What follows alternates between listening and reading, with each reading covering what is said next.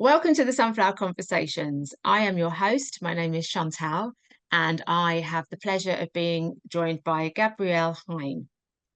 Gabrielle has functional neurological disorder, which is sometimes known as FND. It's an acronym for the disorder, and fibromyalgia. So Gabrielle, or Gabby, is joining us to explain what the conditions are, some of the barriers she faces, and how the sunflower supports her. So firstly, welcome, Gabby. How are you today? I'm good, thank you, Chantal. How are you? I'm all right. I'm all right. So firstly, could you please explain what is functional neurological disorder and how does it affect you? So functional neurological disorder, as you explained, stands for FND stands for functional neurological disorder, and it is a problem with the brain and the nervous system and how the messages are sent and received in the body.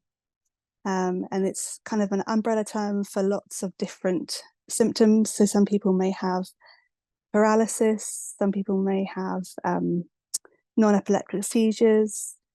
They may have trouble with motor skills. So it's a kind of a wide-ranging term for lots of different symptoms, but predominantly to do with the brain and how the nervous system interact with the body, really.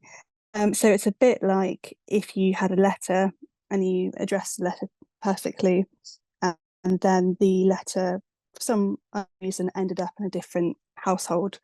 So yeah, that's the kind of the way that I look at it.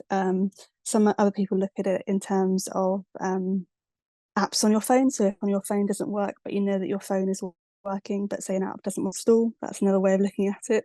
I do So, like an analogy. Thank you for doing that because that that's does okay. actually help you, picture and understand a little bit more Mm, when you think about the nervous system. And yeah, you can totally see mm, like an app. It's not functioning as it should, but mm. it is there on Yeah, your screen.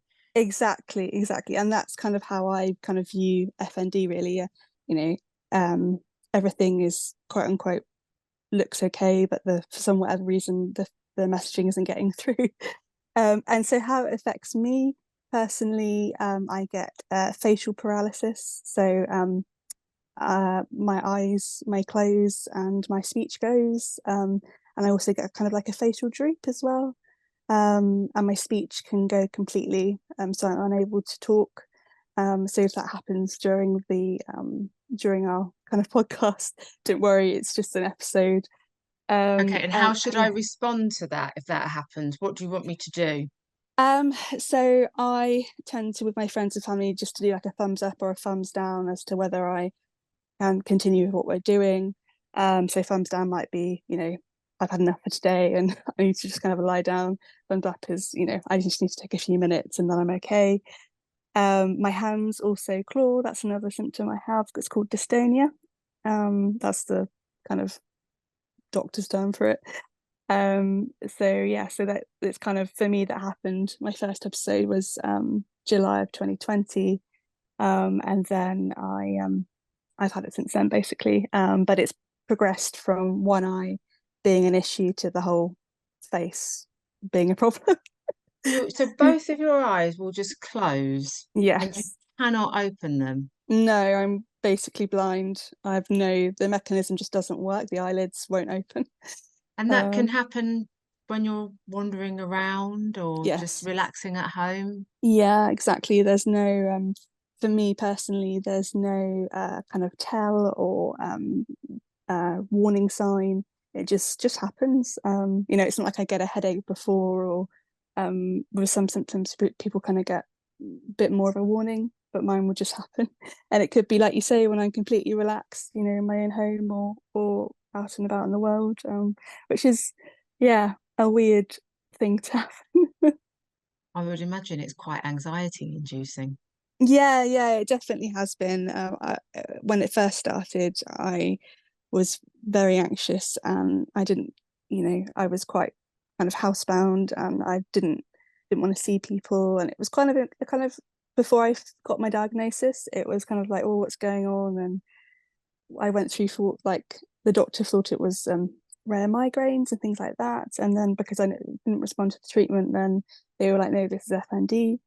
So yeah, it's been a whole kind of roller coaster ride of experience with FND. And then with the fibromyalgia as well, that's been, I know those two can sit in parallel, can't they, in terms of the condition.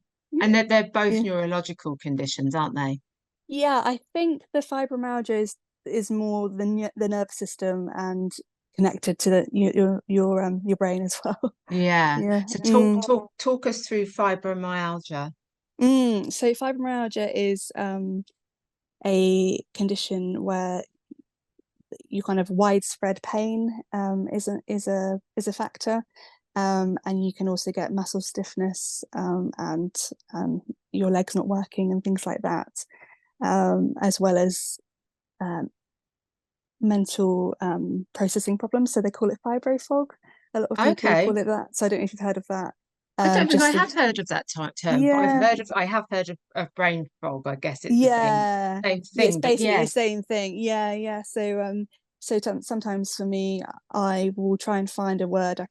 I'm quite a visual person, so I can see what the item is in my brain, but I can't, give the idea of what it is. So it might be I want the word for Hoover, but it's giraffe or something like that. It's very random, and it can make communication actually, especially I would say the FND and the fibromyalgia for me personally seem to be linked, and so it can make communication kind of a problem. But now I think now that I'm kind of 4 years into the situation of having both those diagnoses actually, I think I deal with it a lot more of humour now, and it used to upset me a lot more. Whereas now I just kind of like, oh well, it's just for me as well. My face will completely turn down as well. So with the FND, so I just kind of like, oh well, that's my sad clown face. It's like those kind of yeah, comedy moments you need sometimes to get through the difficult times. yeah, because Yeah. I mean, they are invisible conditions for sure. Nobody Yes, would know exactly. when they saw No. you. But that's interesting that with the diagnosis and time, acceptance has also had to play Yes. a part. Do you feel that your symptoms Mm. have lessened a bit with the acceptance? So then Mm. how you are dealing and processing with your health? Mm. I think yes, the symptoms haven't lessened, but I think the acceptance has helped. It wasn't until October kind of 2022 when I went into a rehabilitation at the Rosa Burden Centre. I went there for a couple of weeks, which was really good. And I think that I met other people with FND, and that gave me a real sense of, okay, this is a condition. I'm not on my own. I think it's very easy with situations to feel very kind of isolated. And so the symptoms haven't got better, but my viewpoint and reframing of the situation has improved, which is a That's positive.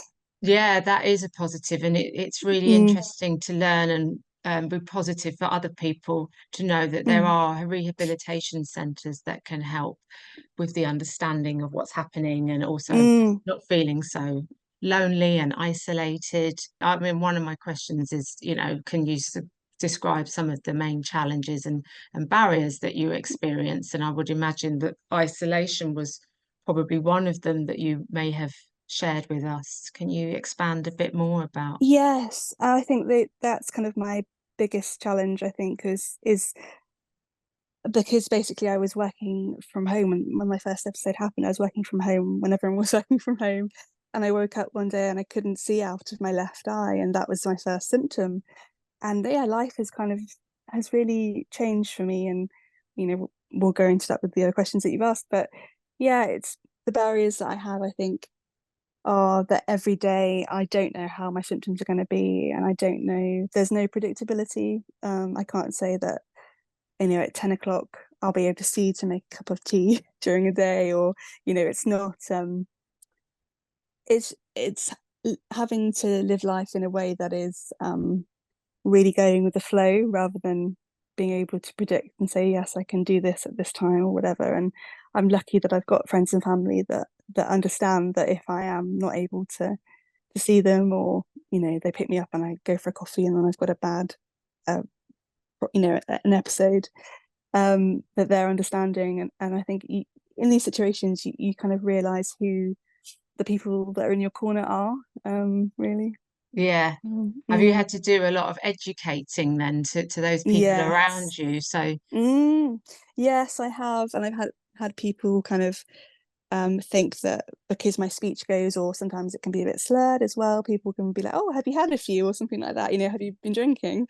Like, no, I just, it's just a neurological condition. I've had people kind of not understand what's going on or look at me funny because it's not because quote unquote I'm not, I look normal. When it happens, I can see in their brain they're trying to work out what's going on. But then also there's almost like this, I want to use the word stigma, but I don't know if it's strong as that, but there's almost this like kind of, yeah, maybe stigma or like scaredness that people have of something that they don't understand, or something that is that they haven't seen before, or do you know what I mean? And so when I have a face drop, or when I've got someone that, guiding me along, or I've got my walking stick or whatever, I think, they that it's like well, she's not in the wheelchair, so what's the issue type thing. I've had someone say to me before, oh, it's a good job you don't have children because because of your condition. And it's like, well, lots of people who are disabled have children, and yeah, lots of people in life have children who, so it's not, I mean, yes. I'm not I Well, don't the have statistic children, is but one in six people in the UK have a yeah. disability, and I'm Mm, pretty confident that a lot of yeah. them are parents. Yes, You know, exactly. And just because I'm not currently doesn't mean I won't be in the future. And yeah, you know, it's such and a sweeping judgmental statement to make. yeah, absolutely. And I think I've come across barriers that I didn't even know were a thing until I entered this kind of way of living. People just, we're on autopilot. We live on autopilot all the time, don't we, as human beings? Sometimes we don't even see the problem, or so I think it's an everyday barrier. I think also I because I there's a percentage of the time where I quote unquote look like a normal person. So when it happens, people worry if they have to, call an ambulance or anything like Mm. that. And it's almost like, oh, well, you don't have to, it's okay. You don't have to do that. It's like, well, no, I just have to sit somewhere quietly and it will right itself at some point. On um, average, how long does it take um, for so facial paralysis to? so sometimes it's been like 4 or 5 hours. Sometimes it's been a little bit a little bit less. Tends to be less, but then what's interesting, and no kind of neurologist or doctor has been able to tell me this, because I have the symptoms every day, kind of they happen unpredictably in terms of how long they are.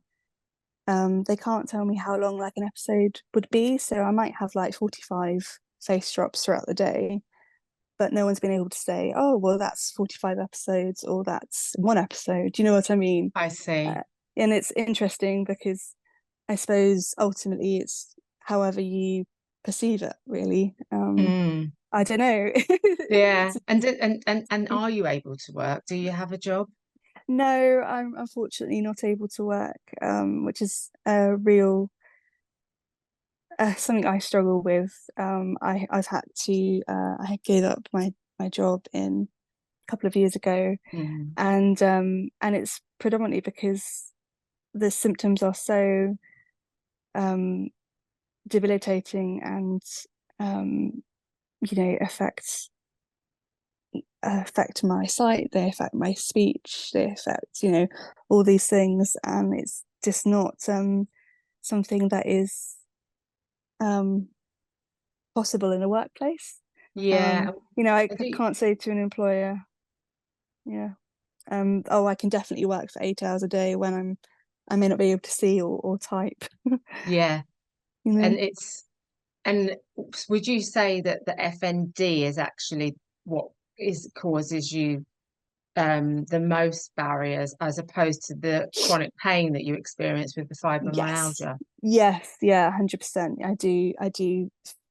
Some people with fibromyalgia, their symptoms may be worse than mine or whatever, but it's so individual. Health is so individual, isn't it? That um I I personally feel that FND has um made working more of a not being able to work, sorry, and my everyday life more of a challenge. And I think for some people that can be, in terms of FND, that can be via like certain triggers in life that have happened or life events.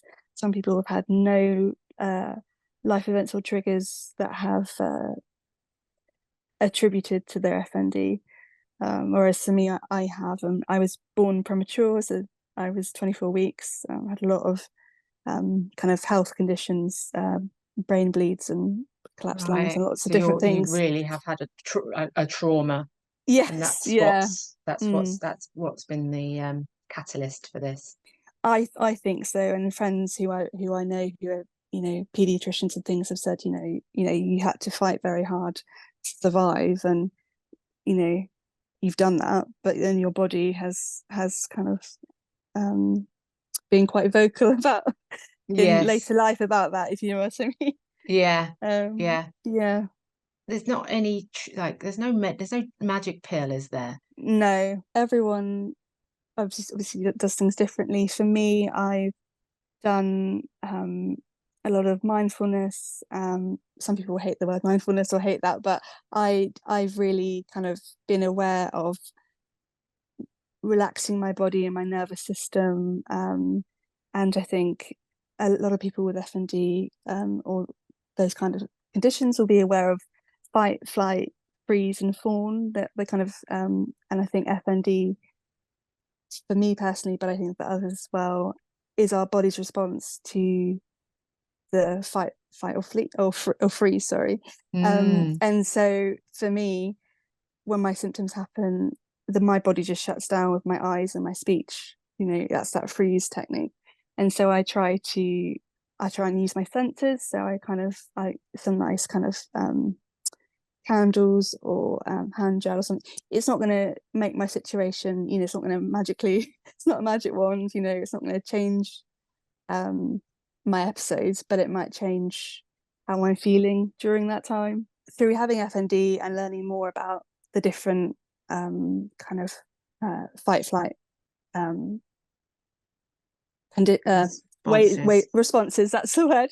I think I've understood a lot more about myself, and I've also been able to kind of work through um, those those barriers that I've even had with myself in terms of putting my needs and my own requirements first, and that's been a whole That's a new whole learning curve. journey. Yeah. Yeah. I mean, that's hard Yeah. work to totally Yeah. change your Mm, approach to, like your natural human responses. To yes. try and Yeah. switch that around. That's been a lot of Absolutely. work on yourself. It's just given me a different way of doing things, and I feel a lot stronger for doing it, in myself mentally, being Good. able to kind of see what I need to do rather than what someone may need from me Mm. in a situation. I don't even like people singing happy birthday to me, let alone being Oh, in the spotlight. It's just not yes, it's not yes, any kind of spotlight. I yes, just want to hide. yeah. So I've had to really kind of really work on that myself, and just be, I constantly, even when I'm with my family and stuff, in my head I have to constantly tell myself that I'm safe and I'm okay. And it's Hmm.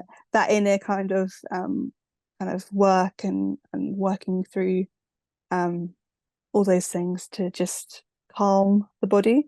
Because I think Mm. it's that strange thing, though, I think, Chantal, isn't it, between we are physical beings in our body, but we don't sometimes we just don't connect to it at all. And I think I hadn't really realized how much our bodies just go through in life in general, let alone when we're in these situations.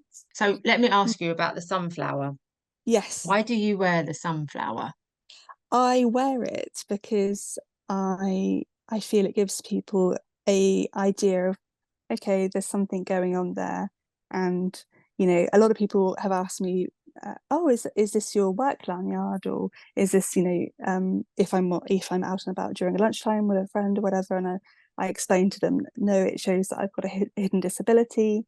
And it's great actually being able to go into places, have it around my neck and the information on the card, and just say, to show it to someone and just say, okay, this situation, I may need some more time. I do have a hidden disability. It just gives me peace of mind that I never had before discovering it existed, and it gives me a confidence in being able to just be and exist and not have to explain, because I don't know of your experience of this, but it's exhausting how to explain to people a situation. Yeah, everybody Mm. interacts with the sunflower in different ways. So how do Mm. you interact with it? Do you wear it every day? Do you wear it at specific places, or Yeah. how do you choose to wear it? I wear it in a public place. So if I'm out and about, I wear it. And it's been great actually when I I went recently with my cousin to the Netherlands, and I wore it to the airport, and everyone knew about it. And the fact that there are airports now like Bristol Airport, I'll just do a shameless plug for Bristol Airport. Yeah, yeah, go Yeah, Bristol. yeah. They have a special sunflower walkway now. So and everyone at the airports are aware of it. And even when I went got to the other end, Amsterdam, they knew about the lanyard. Museum that we went to knew about the lanyard. It's amazing that there is this level of awareness and understanding, and it's just great, isn't it? It just gives you that level of peace of mind that I certainly didn't have before. I realized it was an option, and just being able to um it's just like a breath of fresh air, really, just being able to feel quote unquote normal, but knowing that you've got like a safety net as well. Do you know what It's I mean? really interesting, Yeah. yeah, and it's really Mm. lovely to hear how it Mm. and describe how and why you wear it and how it makes you Mm. feel, especially Mm. given the fact that you said you don't like to be the center of attention, because No. that's often some of the inquiries or comments that we see from people Yeah. is, oh, is it going to make me stand out? Is it going to make me a Mm. target? Is it going to really highlight? So for Yeah. you describing what your natural personality is like, but Mm. actually it gives you the peace of mind and it feels like a breath of fresh air for you. Mm. I Yes. think Yeah. that would be really helpful for other people to Mm. decide whether or not it would be a benefit for them to wear. Absolutely, absolutely. And I think it is it is purely a choice thing, isn't it? And I think it's really nice when sometimes I'm wearing a lanyard in the sunflower with in the street, and then I see someone else with a lanyard, and it's like, oh, that makes sense, and I know what that means, and they know what that means, and it's a community as well as Yeah, a symbol, really, isn't it? it is. It is a Mm, community. Absolutely. Do mm, you mind if mm. I ask you to share what icons you've chosen for the back of your card, Yes. if you can remember? Yes, I chose the one about queuing. I can't I it's literally across my room right now. I can see it, but and then I've chosen the standing one is the one about standing, not being able to stand. I can describe them. And I chose three, didn't I? And just this one about just needing a bit more time, maybe. Yeah. Yeah, yeah, yeah. Just because I thought they fitted best with my Yeah, a hidden bit more time disability. to Yeah, yeah. process Mm, information, mm, communication, or just, mm. just generally. Yeah, Yes, yeah, absolutely. And it's really good because even I went to a library the other day with a friend, our local library, and they had them there. They've got wristbands now, and it's really nice and reassuring to see that you mm, can go to most public places now, even big supermarkets, and people are aware, and it just gives you that level of reassurance that you can go out and not have to. I just feel like in life. people just, you have to kind of, or you're not obliged to, but you're kind of given, you're having to explain or kind of I find shops quite overwhelming, just sensory overload anyway. And I Yeah. think sometimes um if I haven't had my lanyard for whatever reason, if I forgot it at home or whatever, if I don't have it, I always kick myself because I'm just like, if I had that, then people would know. And Yeah. yeah, I think there's so many a lot of the big retailers now, food shop retailers, you can get it free, can't you? And you know, Yeah. it's just great to be able to let people know that it's there, and a really good resource, because I think the fact that it's also understood internationally gives people hopefully that that reassurance that they can try new things. Like my time when I went to the Netherlands with my cousin was the first time I'd been abroad since becoming unwell, and that was a complete like eye-opening experience because I was wearing it and like, oh, this is great, you know, and people knew about it. So what would Yeah. you like most for people to know about FND and fibromyalgia? You know, like where they Mm, finished listening to this podcast, they maybe didn't know very much about it or anything before. mm. What would you like them to sort of just to remember? I think to remember that, sounds really silly, but that even though it's a, you know, these things are kind of neurological conditions and a brain condition, people will say, oh, it's all in your head. Or I've had a lot of situations where people have said, oh, you know, they've been um but not believed or been kind of belittled in a way, or not kind of understood about the conditions that we're talking about. And I think that it is real, it is recognized more now, and you know, the medical community and people like yourself and me are really trying to advocate for hidden disabilities. And I think we are slowly but surely changing that viewpoint, aren't we? Which is amazing. Yes. And I think just education is the biggest thing, I think, with any kind of condition, and acceptance and community. And I think um there are a lot of, you've had F&D Hope on here before, and there are who are amazing and do incredible work.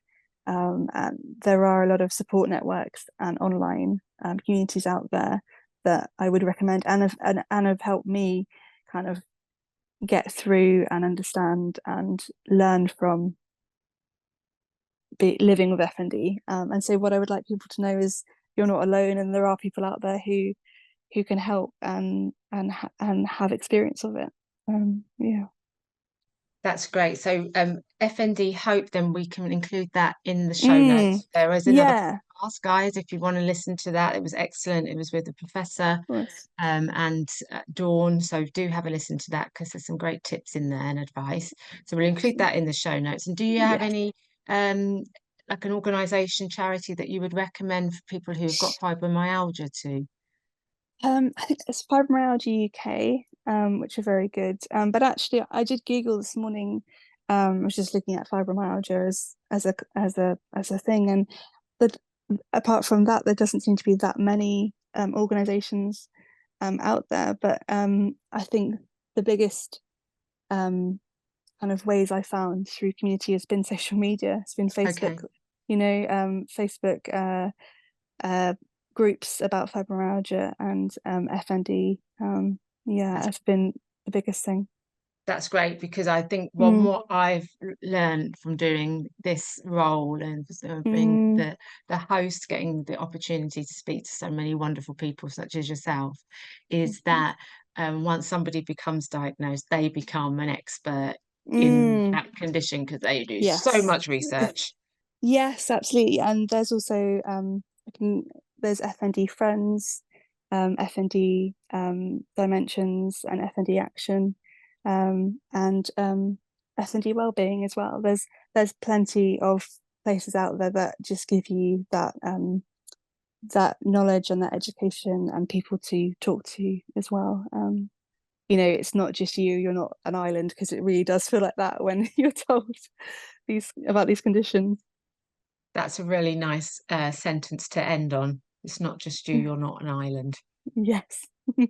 Thanks so Thank much, you. Gabby. I Thank you. really appreciate your time and for the analogies as well, for No problem. understanding, get a bit better understanding of, I mean, we've spoken predominantly more about FND today, but you have Yes, given us an insight into fibromyalgia as well. So thank you so much. absolutely. That's great. Thank you, Chantal.